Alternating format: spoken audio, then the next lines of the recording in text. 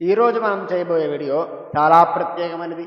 ఎందుకంటే ఈరోజు మనం మాట్లాడుకోబోయే అంశాన్ని నాకు సూచించింది, అలాగే నాపై నమ్మకంతో ఈ వీడియో చేయమని అడిగింది శ్రీ దుర్గా హరిబాబు శాస్త్రి గారు, మా మామయ్య గారు. ఆయన స్వయంగా అడిగారు కాబట్టి ఎంతో బాధ్యతగా మరియు మీ అందరికీ ఆసక్తికరంగా ఉండేలా ఈ వీడియోను మీ ముందుకు తీసుకొస్తున్నాను. ఆయనకు ప్రత్యేక కృతజ్ఞతలు తెలియజేస్తూ మరి ఇంకెందుకు ఆలస్యం, ఈరోజు మన టాపిక్ ఏంటి, అందులో ఉన్న విశేషాలు ఏంటో వివరంగా తెలుసుకుందాం. ఇలా ఏదైనా హిందూ దేవతలు లేదా దేవాలయాల గురించి కానీ మరేదైనా టాపిక్ గురించి కానీ ఏ ప్రదేశం గురించి కానీ తెలుసుకోవాలి అని అనుకుంటే కింద కామెంట్స్లో చెప్పండి.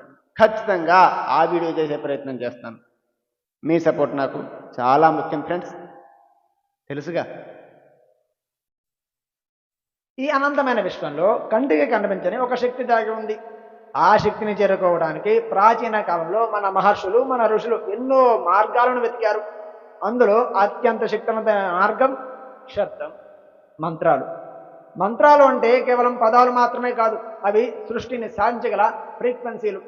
అలాంటి ఎన్నో వేల మంత్రాలతో సాక్షాత్తు దేవతలే సృష్టించిన, దేవుళ్ళో కూర్చొని ఉన్న ఒక మహా అద్భుతమైన మంత్రాల కలయిక ఒకటి ఉంది.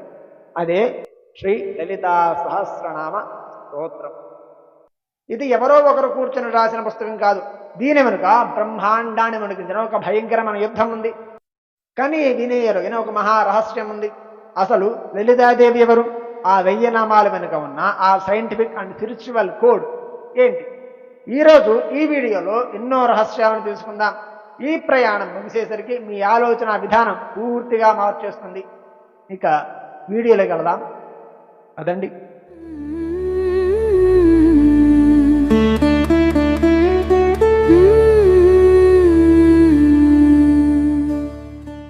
మనకు ఒక సమస్య వచ్చినప్పుడు మనసు ఎవరిని వెతుకుతుంది?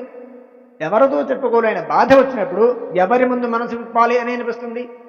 కొంతమంది దేవుడు గుర్తు చేసుకుంటారు, కానీ ఆ దేవుడు దేవత రూపంలో తల్లిగా మన ముందుకు వస్తే ఆమెను పిలవడానికి ఒక్క పేరు సరిపోతుందా, లేక 1000 పేర్లు సరిపోతాయా?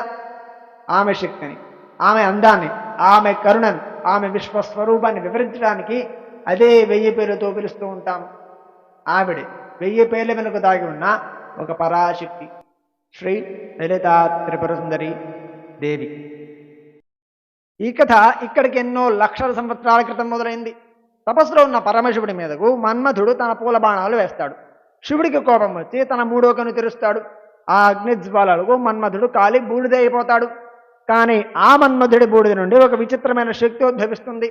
ఆ బూడిదతో విఘ్నేశ్వరుడు ఒక బొమ్మను చేస్తే ఆ బొమ్మకు ప్రాణం వచ్చి శివుడిని మెప్పించి ఒక వరం పొందుతుంది.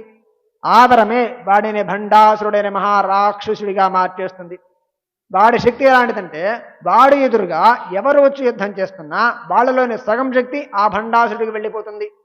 అలా 60,000 సంవత్సరాల పాటు వాడికి మరణం లేకుండా బ్రతికేస్తాడు.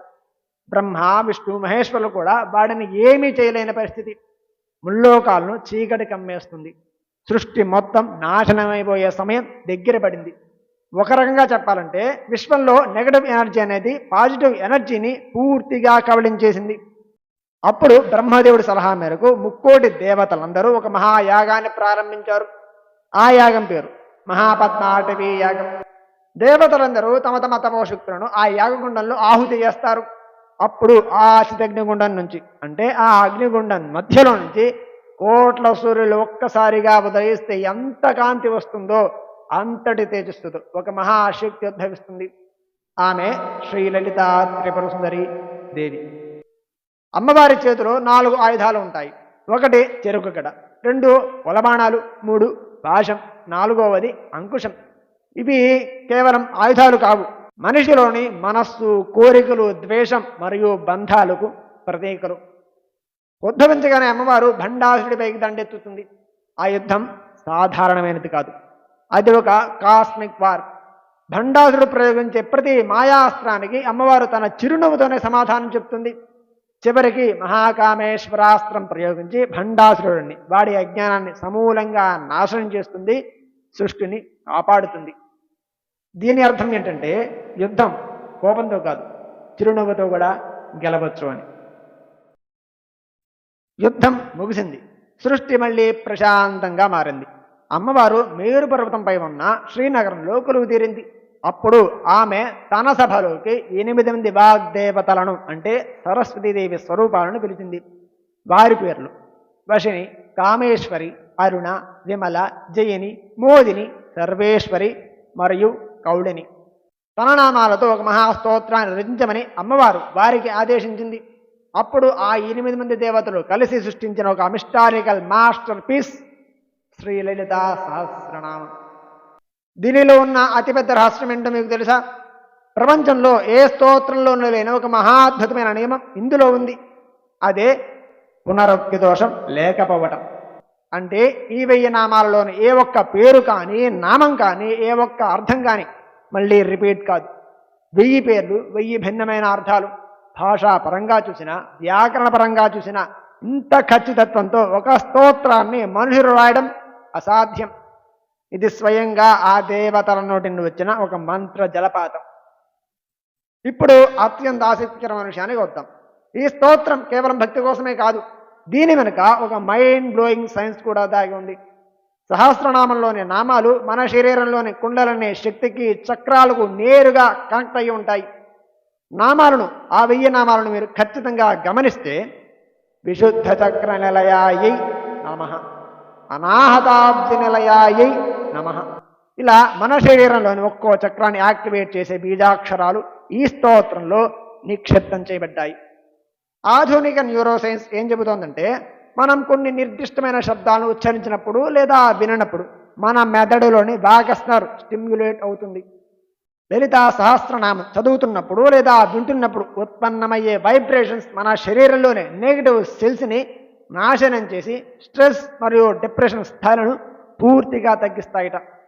ఇది కేవలం నమ్మకం కాదు, మన పూర్వీకులు శబ్ద తరంగాలతో చేసిన అద్భుతమైన బయో హ్యాకింగ్. ఈ ఉరుకుల పరుగుల జీవితంలో మనందరం ఏదో ఒక యుద్ధం చేస్తూనే ఉన్నాం.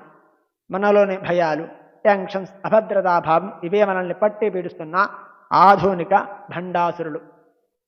మీరు జీవితంలో ఏ సమస్యలో ఉన్నా సరే, ఆర్థిక ఇబ్బందులు కావచ్చు, అనారోగ్యం కావచ్చు, లేదా మరేదైనా మానసిక క్షోభ కావచ్చు, ప్రతిరోజు ఉదయం లేదా సాయంత్రం కొంత సమయం కేటాయించి ఈ లలితా సహస్రనామాన్ని కళ్ళు మూసుకొని వినండి, వీలైతే చదవండి.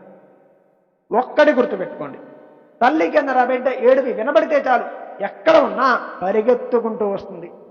ఆ లోకమాతను ఒక్కసారి మనసారా పిలిచి చూడండి, మీ చుట్టూ ఉన్న ఆరా ఖచ్చితంగా మారుతుంది. మీకు తెలియని ఒక ధైర్యం మీలో ఏర్పడుతుంది. ఈ అద్భుతమైన రహస్యాన్ని, ఈ శక్తిని మీ వరకే పరిమితం చేయకండి. ఈ వీడియోకి లైక్ చేసి మీకు, మీ కుటుంబ సభ్యులకు, మీ ఆత్మీయులకు ఈ వీడియోని ఖచ్చితంగా షేర్ చేయండి. వారి జీవితాల్లో కూడా ఒక పాజిటివిటీని నింపండి. మీకు ఈ వీడియో ఎలా అనిపించిందో కింద కామెంట్స్లో చెప్పండి. ఇలాంటి మరెన్నో అద్భుతమైన వీడియోల కోసం మన ఛానల్ను సబ్స్క్రైబ్ చేయండి. మరో అద్భుతమైన అంశంతో మళ్ళీ కలుద్దాం. లోకా సమస్తా సుఖినో భవంతు. జై మాతాది.